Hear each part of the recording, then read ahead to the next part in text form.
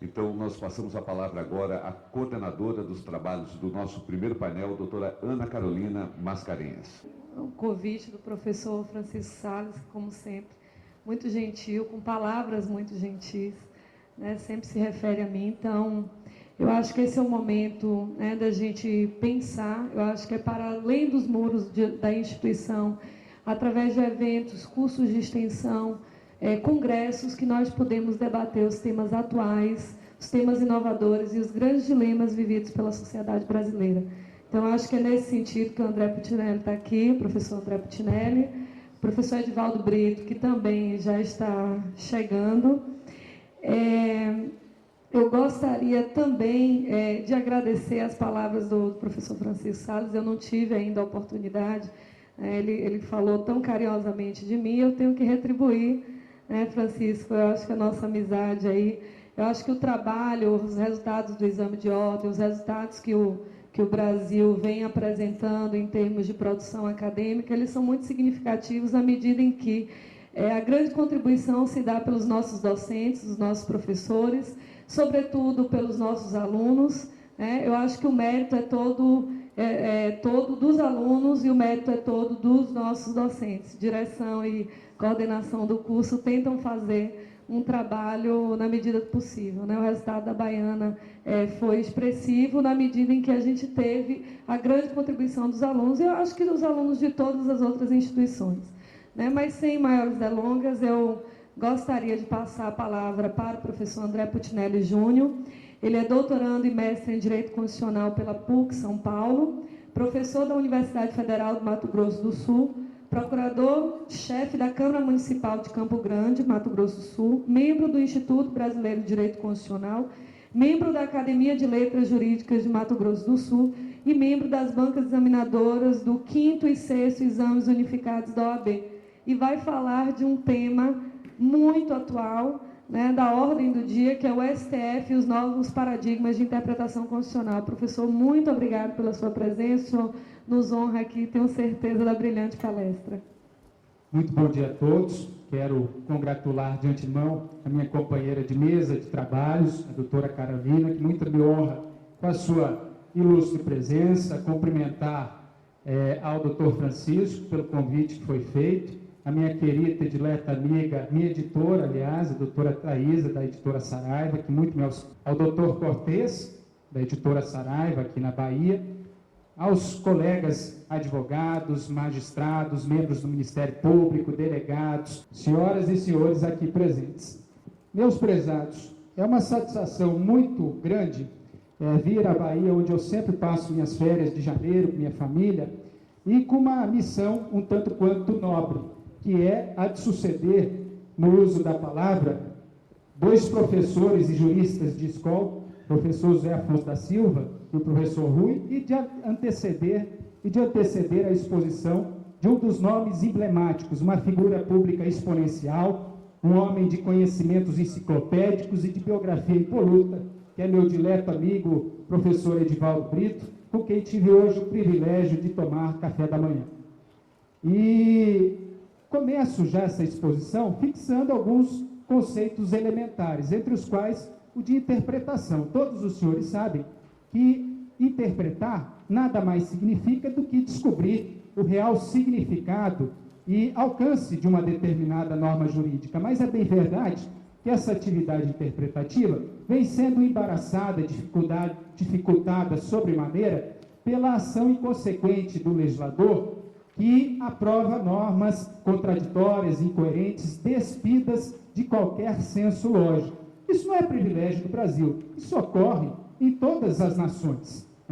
Divido aqui com os senhores uma experiência vivida recentemente pelo meu cunhado, que é médico, esteve há pouco na Europa, num congresso de biomedicina, e na folga deste evento acadêmico, ele foi passear num parque, lá em Portugal. E qual a sua estupefação quando perambulava pelo parque, se deparou com uma placa afixada na grama que reproduzia uma norma do regulamento interno daquele parque, que dizia exatamente o seguinte: é proibido pisar na grama.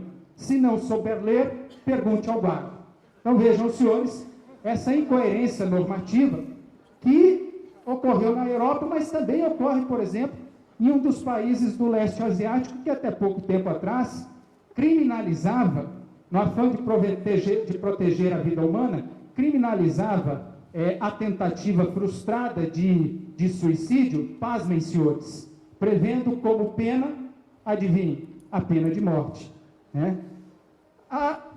Esses privilégios, né, esses privilégios, esses casos pitorescos que acabo de narrar, senhores, ocorrem também com certa frequência entre nós. O legislador brasileiro tem aprontado das suas, e talvez a experiência mais famosa e mais atual que nós podemos narrar aqui aos senhores seja a alteração redacional do artigo 213 do Código Penal Brasileiro, que tipifica o crime de estupro.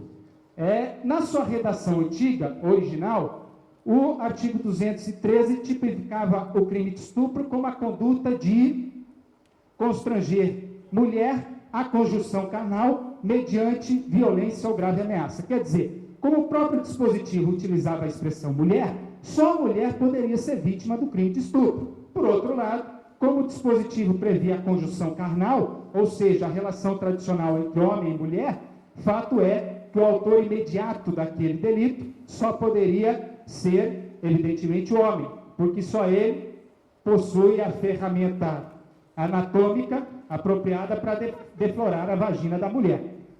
Pois bem, o que era claro, límpido, cristalino, translúcido, se obscureceu com mais uma amostra da inconsequência do legislador brasileiro, que deu nova redação, artigo 213 do Código Penal Brasileiro, dizendo o seguinte, que agora o crime de estupro consiste em, vamos lá, constranger, não mais a mulher, mas alguém, constranger alguém, mediante violência ou grave ameaça à conjunção carnal ou qualquer outro ato libidinoso. Quer dizer, agora, o sujeito passivo, a vítima do crime de estupro, não é apenas a mulher, mas, como o dispositivo se referiu a alguém, pode ser inclusive a vítima, pode ser inclusive o homem, pode ser a mulher, poderia até mesmo ser a lacraia do DJ Serginho, se vivo ou viva, não sei como eu me refiro, né, a lacraia ainda estivesse entre nós.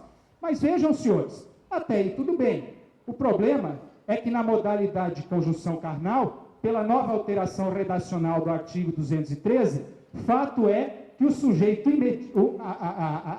se a mulher pode ser a autora, do delito, o homem pode ser a vítima. Isto é bem verdade no plano teórico. Agora eu fico imaginando a lógica desse dispositivo no plano pragmático, na realidade. Estou chutando aqui a luz que está aqui, calma aí. Deixa eu perguntar, qual é o nome do colega, amigo? Felipe, você gosta de mulher, né, Felipe? Tem certeza que a ajuda dos universitários? Não? Tá certo. O Felipe, vamos supor que o Felipe, que gosta de mulher, esteja saindo da balada. Vamos supor que ele esteja saindo da balada, não que goste de mulher. Né? Felipe, saindo da balada, ele é abordado por uma mulher armada, né, que o obriga a ir até um quarto de motel. Chegando lá, ela o amarra, tira a roupa do Felipe, se despe, fica nua e pelo à sua frente, pula sobre o seu órgão genital e diz, agora eu vou lhe estuprar, Felipe. Eu fico imaginando o seguinte, se essa mulher for o clone da Gisele Bündchen, cheirosa, maravilhosa, bonita, etc. e tal, talvez o órgão genital do Felipe se anime, saia do seu estado natural de dormência e torne possível, evidentemente, um coito carnal. Mas, nesse caso, penso eu, o Felipe teria entrado em estado de excitação e teria querido, desejado aquela relação sexual. E já não poderíamos mais falar numa relação forçada, mediante grave ameaça ou violência, a tipificar o crime de estupro. Por outro lado, se aquela mulher que se apresentasse nua à frente do Felipe fosse uma mulher horripilante, com ruga e verruga dos pés à cabeça, que medisse 1,30 m de altura e pesasse 180 quilos, talvez, diante desse cenário dantesco, o Felipe não se animasse, o seu amigo não saísse do estado de hibernação e de dormência,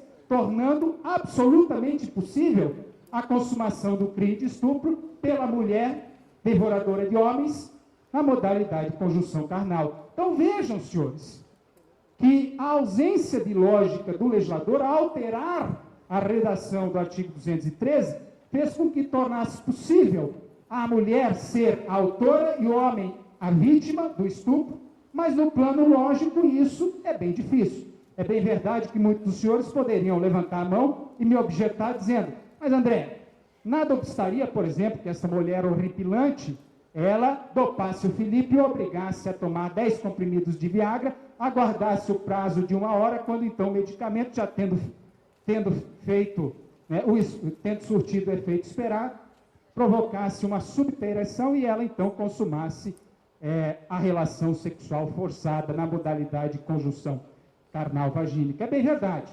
Mas se nós formos raciocinar sobre a lógica incoerente e contraditória do legislador, nós vamos ser obrigados a problematizar infinitamente algo que era simples. Nós vamos ser obrigados, por exemplo, a perguntar se, eventualmente, daquela relação sexual forçada, se resultasse a gravidez dessa mulher, que foi a autora do delito, o Felipe como vítima, se ele poderia, nós vamos ter que perguntar, se ele poderia solicitar em juízo a interrupção da gravidez resultante de estupro, sim, que é uma das hipóteses previstas no Código Penal brasileiro. Senhores, não quero aqui adentrar na seara penal sobre a qual não detenho o menor domínio. Quero apenas, com esses exemplos pitorescos, dizer aos senhores que o legislador, em especial o legislador brasileiro, tem se esmerado, tem se superado, ano após ano, na arte de dar à luz a dispositivos absolutamente incoerentes, contraditórios, destituídos de qualquer senso lógico. Mas sou portador de boas novas, porque para todo veneno há um antídoto. Eu tinha um amigo que já dizia, olha, quem tem sogra brava, André, tem que andar com soro antiofídico dentro do bolso, porque se ela resolve atacar, você tem que estar preparado. Senhores, não me entendam mal, eu adoro a minha sogra. Só quero explicar que todo mal comporta uma panaceia específica. E a farmacologia jurídica desenvolveu as técnicas necessárias para dar boa solução aos desvaneios do legislador brasileiro. E essas técnicas passam justamente pelo estudo dos vários métodos e critérios de interpretação. É bem verdade que o Supremo Tribunal Federal tem reconhecido a existência de vários métodos. Método hermenêutico concretizador, método tópico, mas também é bem verdade que o STF, todos os tribunais brasileiros, conferem ênfase cada vez maior aos chamados métodos jurídicos, entre os quais destaco desde já o chamado método de interpretação literal gramatical.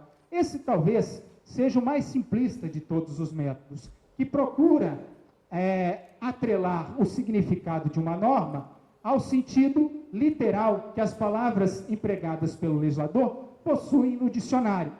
Ele leva em conta apenas a letra fria e seca da lei, a literalidade do enunciado normativo. E por ser demasiadamente simplista, esse método pode, evidentemente, servir de bússola inicial, de guia de partida, mas dificilmente poderá presidir a solução de um caso final, porque, por ser demasiadamente simplista, esse método muitas vezes conduz a situações absurdas. E trago aqui um exemplo ilustrativo que é passado logo nas primeiras aulas de introdução ao estudo do direito, não sei se todos conhecem, mas certamente alguns já ouviram falar desse exemplo. Aquele famoso exemplo de um deficiente visual que vai a um parque alemão com o seu cachorro labrador, que é o cachorro guia, né, que lhe indica o caminho a seguir. E o seu ingresso é barrado nesse parque pelo porteiro, que diz o seguinte, olha, está escrito aqui no artigo 1º do regulamento do parque que é proibida a entrada de cães. Não posso permitir o ingresso do senhor, mas é meu cachorro labrador, dócil, ele jamais morder alguém durante 7 anos de existência, não será agora que o fará.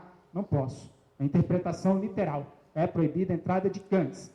Cão é um mamífero quadrúpede peludo da espécie canina, roedor de osso, comedor de carne. Não pode entrar. E, ato contínuo, minutos depois, aparece um outro sujeito com seu pet de estimação. Imaginem qual era o pet. Era um urso recém-desperto, recém-acordado do estado de hibernação, faminto, louco para atacar a primeira pessoa que passasse à sua frente. Outro método também estudado é o chamado método histórico. Agora, o método histórico tem perdido um pouco da sua importância que ostentava outrora, uma vez que, por meio dele, nós corremos o sério risco de congelar de aprisionar no tempo o significado de uma norma jurídica, impedindo a chamada interpretação evolutiva, para muitos conhecida como mutação constitucional, como poder constituinte difuso na seara constitucional. Por meio do método histórico, procura-se atrelar, vincular o significado de uma norma jurídica às condições históricas, sociais e políticas presentes no exato momento em que esta norma foi aprovada. Ou seja, nós devemos ingressar numa máquina virtual do tempo, volver ao passado, 2, 3 décadas ao passado, e chegar no exato momento em que aquela norma foi aprovada. Porque aquele sentido que ela detinha logo quando da sua aprovação, este mesmo sentido, vai se perenizar no tempo e vai continuar atual, como se a norma jamais pudesse sofrer qualquer tipo de evolução. O Supremo Tribunal Federal, recentemente, deu provas ao julgar a DPF número 54, arguição de descumprimento de preceito fundamental número 54, ajuizada por um dileto amigo nosso, que é o professor Luiz Roberto Barroso, deu provas de que as normas, e sobretudo as normas constitucionais, sofrem e passam por paulatino processo de evolução. O artigo 5º, para muitos, o artigo 5º da Constituição Federal, logo quando da sua promulgação, em 5 de outubro de 1988, contemplava a proteção do direito à vida desde a concepção, ou seja, desde o momento em que o espermatozoide do Joãozinho encontrou o óvulo da Mariazinha e formaram um ovo zigótico que deu origem ao embrião. Desde aquele momento, estaria protegida a vida humana, só se admitindo as interrupções gestacionais autorizadas pelo Código Penal nos casos de gravidez resultante de estupro ou também quando a gravidez pusesse em risco a vida da própria gestante. Mas não se admitia quaisquer outras hipóteses de interrupção gestacional, porque pelo artigo 5º caput protegia-se o direito à vida desde a sua concepção. Esse era talvez o sentido que muitos professores de direito penal e de direito constitucional apontavam logo quando da promulgação do novo texto constitucional em 5 de outubro de 88. Entretanto, ao julgar a DPF número 54, julgou há cerca de um mês e meio atrás, o Supremo Tribunal Federal, ele disse, olha, as normas evoluem, a compreensão que nós fazemos, a intelecção que nós fazemos sobre as normas jurídicas não é estanque, não fica aprisionada no tempo, não se congela artificialmente. Tudo evolui e também a interpretação jurídica. É fato que há quase 24 anos atrás, nós não possuímos conhecimentos ou aquisições científicas necessárias para detectar os casos de anencefalia, de fetos sem cérebro, sem calota craniana. E hoje, com as novas aquisições científicas, isso se tornou possível. E frente a essas novas conquistas e transformações sociais, é forçoso admitir que a interpretação que haveremos de fazer sobre o artigo 5º caput da Constituição Federal, que assegura a inviolabilidade do direito à vida, deve sofrer alteração para agregar também uma nova causa de interrupção gestacional que não implique em crime de aborto, para pôr fim justamente à tortura sofrida por aquela mulher que gesta em seu ventre um natimorto, senhores. Vejam, portanto, que a interpretação histórica veio perdendo um pouco do seu significado, da sua importância, do seu lustro de outrora. Avançando um pouquinho, nós poderíamos falar aqui do método sistemático. Como os senhores sabem, o sistema jurídico não é um aglomerado caótico de normas justapostas de forma desordenada, sem contato umas com as outras. Nada disso, pelo contrário. O sistema jurídico é formado por várias normas que estão em constante e mútua interação, cada qual condicionando o sentido e significado da outra. É por isso que quando nós vamos interpretar um determinado preceito constitucional, preceito legal, nós devemos averiguar todas as normas que se relacionam com este preceito para só então chegar ao resultado concreto, real, palpável, integral daquela norma jurídica. Vejam, senhores, o caput do artigo 5º da Constituição Federal assegura a inviolabilidade do direito à vida, à liberdade, à igualdade, à propriedade e à segurança aos brasileiros e aos estrangeiros residentes no país. Se vocês fizessem uma interpretação isolada, estanque desse dispositivo e aferrados à literalidade do enunciado, os senhores poderiam concluir, bom, os estrangeiros que não residem no Brasil, mas que vêm aqui a turismo ou a negócios profissionais, não têm assegurados todos esses direitos fundamentais. Isso é uma interpretação absurda, caolha, deficiente. Bastaria os senhores relacionarem o caput do artigo 5º aos seus variados incisos, aos seus 70 e tantos incisos, porque muitos desses incisos, inclusive o inciso 1º, proíbe a discriminação de qualquer sorte, de qualquer natureza, incluindo a discriminação por motivo de nacionalidade. A apontar justamente, então, que a proteção dos direitos fundamentais guarnece também o estrangeiro que aqui não resida, mas vem ao nosso país em trânsito, seja por motivo de negócios profissionais, seja a turismo. Senhores, avançando um pouquinho, nós teríamos que tratar também da chamada interpretação teleológica. Teleológica do latim teleos, logia, né? Finalidade e estudo, estudo da finalidade da norma. A interpretação teleológica, longe de creditar valor absoluto à literalidade das palavras empregadas pelo legislador, ela prefere, ao invés disso, ela prefere dar preferência e credibilidade tanto maior à finalidade, ao espírito, ao objetivo colimado pelo legislador. Ou seja, por meio do método teleológico, nós devemos descortinar a finalidade da norma jurídica e dar a ela todo o seu devido mérito. O Supremo Tribunal Federal, por várias vezes, tem recorrido à interpretação teleológica para ampliar, para estender analogicamente a aplicação de algumas normas a situações que a literalidade do seu enunciado não comportaria. Vejam, senhores, o artigo 5º, inciso 11 da Constituição Federal assegura a inviolabilidade da casa. Diz que a casa é asilo inviolável do ser humano, nela ninguém podendo penetrar sem autorização do seu titular, salvo em 3 casos. O Supremo Tribunal Federal, por mais de uma vez, já disse, olha, qual é a finalidade? Qual é o espírito? Qual é o objetivo colimado nesta norma? É simplesmente de proteger a estrutura física de madeira ou de alvenaria denominada casa? Não. Qual é o sentido, então? Qual é a sua finalidade? A finalidade é a de proteger bens e valores constitucionais tanto mais nobres, como a privacidade e a intimidade do ser humano. Que é verdade, podem se manifestar sim na casa, mas não apenas na casa, podem se manifestar no escritório ou no consultório do advogado ou do médico, podem se manifestar num quarto de motel, podem se manifestar também, por que não, para um taxista, no seu táxi, que é o local onde ele passa a maior parte do seu dia.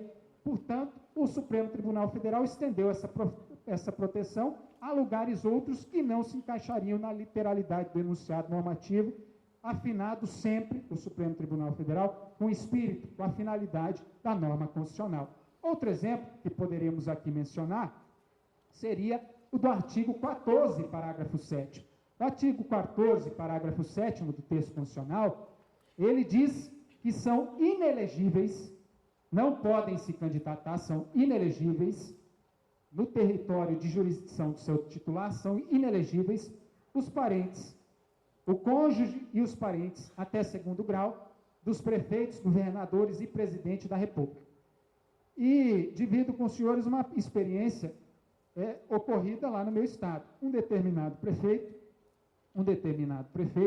que já estava em seu 2º mandato consecutivo e, portanto, não poderia se candidatar a um 3º, teve uma brilhante ideia. Chamou a sua esposa e disse, olha, vamos nos divorciar.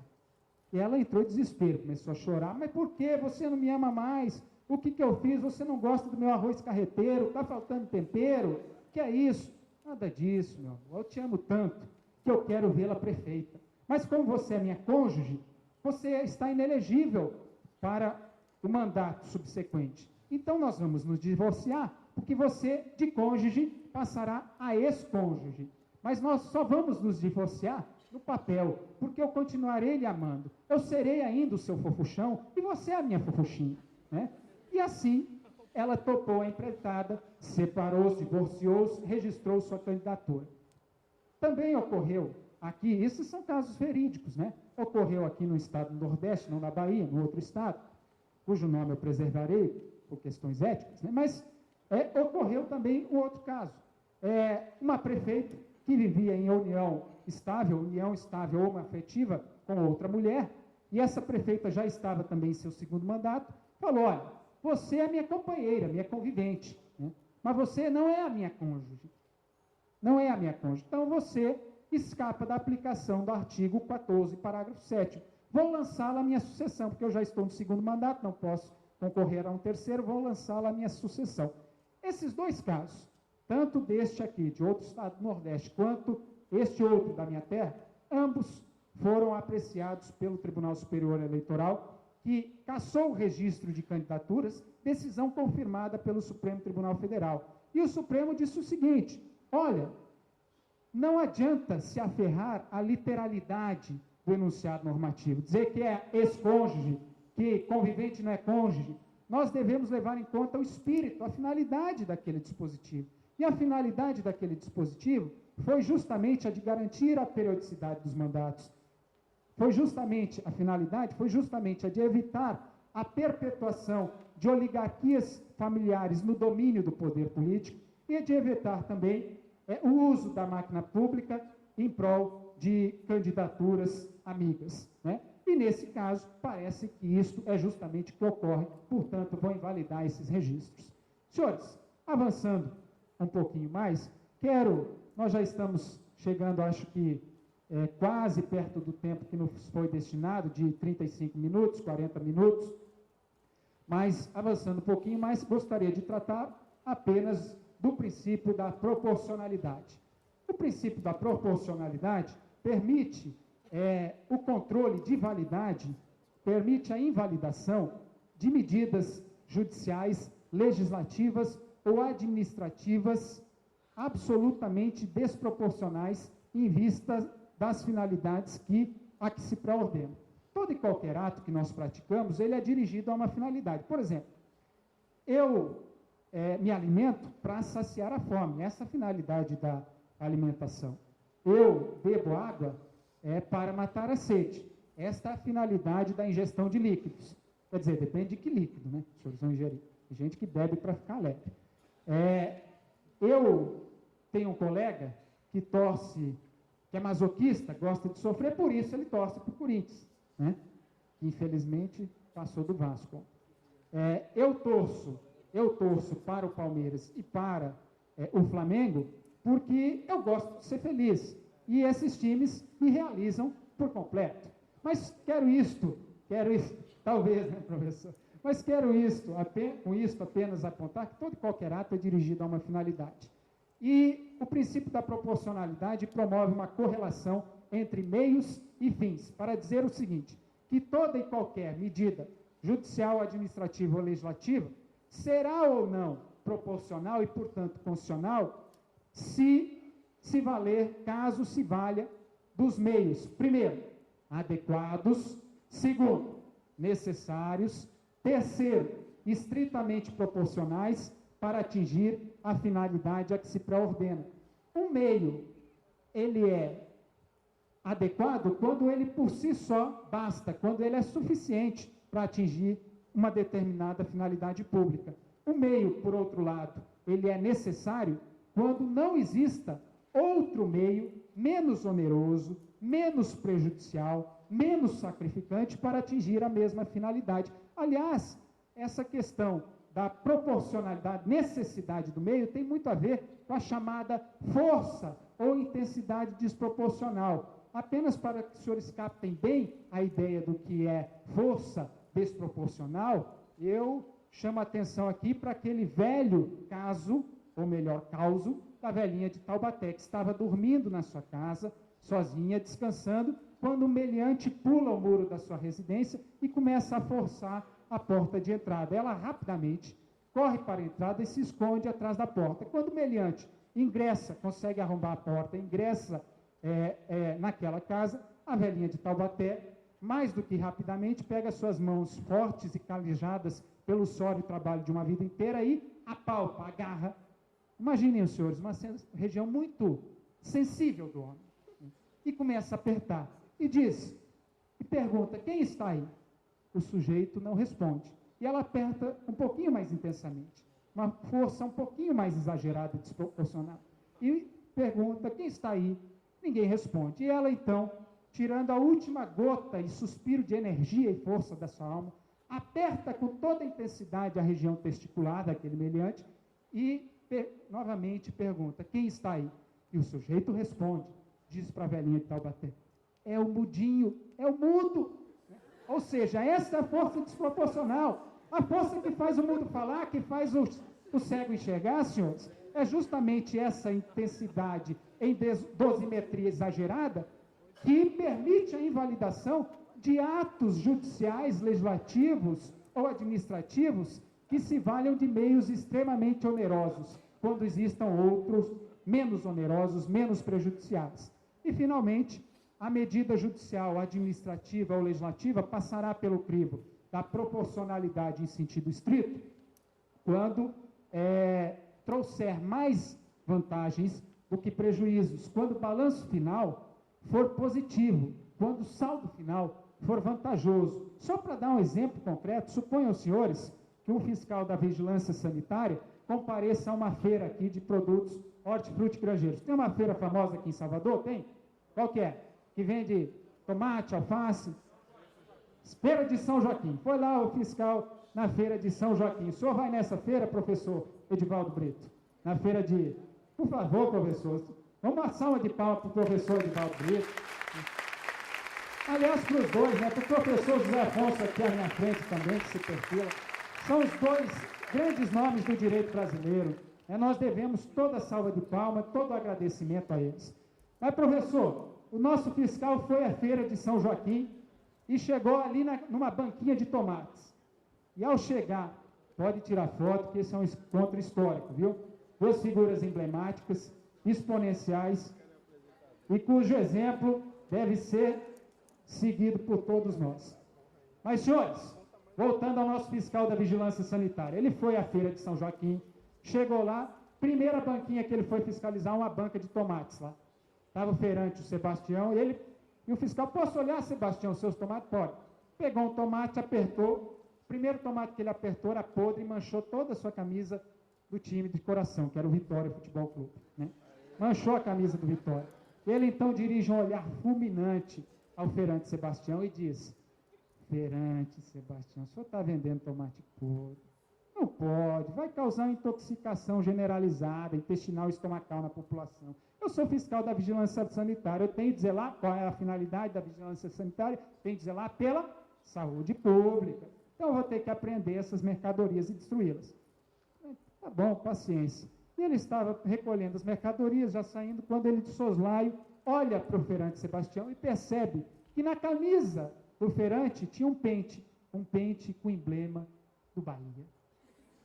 E aí ele se lembrou que o Vitória perdeu o campeonato para o Bahia. E aí ele pergunta, o que o senhor tem na camisa, feirante? Ah, é um pente do meu time de coração. Do Bahia, seu time de coração? Ah, seu danado, então vem cá. Olha, eu podia só aprender, mas eu vou fazer mais. Eu vou multá-lo. A multa é de quanto? Pode ser de 1 a 50 salários mínimos. E o senhor vai me multar em quanto? Em 50. Mas por quê? Não sei, mas vou multar em 50. Mas o senhor não está bloquejando ainda? Vou caçar o seu alvará de funcionamento aqui. E vou interditar essa banca indefinidamente.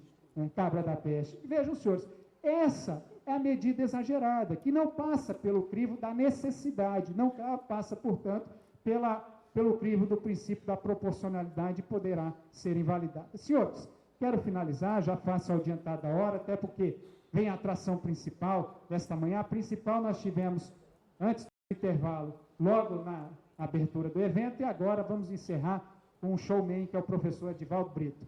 Mas quero encerrar dizendo o seguinte, que o direito pode ser comparado a uma grande partitura musical, em que nós, advogados, juízes, promotores, delegados, professores, acadêmicos de direito, enfim, operadores do direito, somos os maestros encarregados de reger uma orquestra de artigos, preceitos, dispositivos normativos. Agora, para que essa sinfonia não se desafine, é preciso que a gente detenha, que nós detenhamos, domínio completo sobre as técnicas de interpretação jurídica, porque são elas o principal instrumental para a boa aplicação do direito. E lembro aos senhores que quem não conhece bem o seu instrumento ou ferramenta de trabalho, perde oportunidade, como, por exemplo, o feirante Sebastião, que depois de ter o seu alvará de funcionamento cassado, deixou de ser feirante e virou sacristão. E foi dar carona numa viagem de carro, de Salvador à Feira de Santana, foi dar carona à noviça Ana. E lá pelas tantas, ele, ao trocar a marcha, deixou involuntariamente a sua mão escorregar por entre as coxas da noviça Ana e foi subindo, subindo. E ela falou: sacristão Sebastião, ex-feirante, Salmo 84. E ele então se recompõe. Mas a carne é fraca, trêmula, e ele não se contém, e portanto, dali a meia hora, novamente, ao trocar o câmbio, escorrega a mão por entre as coxas da noviça Ana e vai subindo, subindo, e ela, Salmo 84. Ele se compõe. A 10 quilômetros do seu destino final, ele não se aguenta e novamente faz uma nova investida e ela o repreende, novamente invocando o Salmo 84. Quando ele chega a seu destino final, ele então deixa a noviça, corre para a primeira igreja que encontra e se dirige à Bíblia. Abre o Salmo 84 e vê que lá estava escrito: continue subindo e ascenderás a glória. Sacristão Sebastião, meus queridos, não conhecia a sua ferramenta de trabalho, que era a Bíblia, e por isso perdeu a oportunidade. Não percam, senhores, todas essas oportunidades. Quero dizer que é uma grata satisfação retornar à Bahia. E quando aqui cheguei, curiosamente me deparei com a pessoa, não quando cheguei no centro de convenções, quando cheguei ontem no hotel, me deparei com uma pessoa que estava falando italiano, disse que viria nesse evento. Não sei se é ou não é italiano, não tive tempo de perguntar, mas se por acaso tiver aí, eu quero encerrar dizendo o seguinte: que nessa terra de encantos mil, que já produziu, meu livro de cabeceira é Capitão de Longo Curso, livro do Jorge Amado, já produziu, me desculpe, José do Patrocínio, mas eu acho que o título de patrono da abolição tem que ser dividido com Castro Alves para se fazer justiça. Homem que escreveu Navios Negreiros, Vozes da África, que é isso, tem que se dividir esse título com ele. Mas essa terra que já produziu Encantos Mil é o berço cultural do Brasil. E quero, se tiver aqui esse sujeito que falava italiano, não sei se é da Itália ou não, mas como meu pai nasceu na Itália, encerrar dizendo o seguinte: Io sono, tu lei, io sono, tu sei, lui lei è. Nós siamo, voi siete, loro sono. Tutti noi siamo amici della Costituzione. Em bom baianês, ó meu rei, eu sou, tu és, ele é. Nós somos, vós sois, eles são. Todos nós somos amigos da Constituição. Se não somos, que sejamos então. Um abraço a todos. Cutinelli, muito obrigada pela palestra.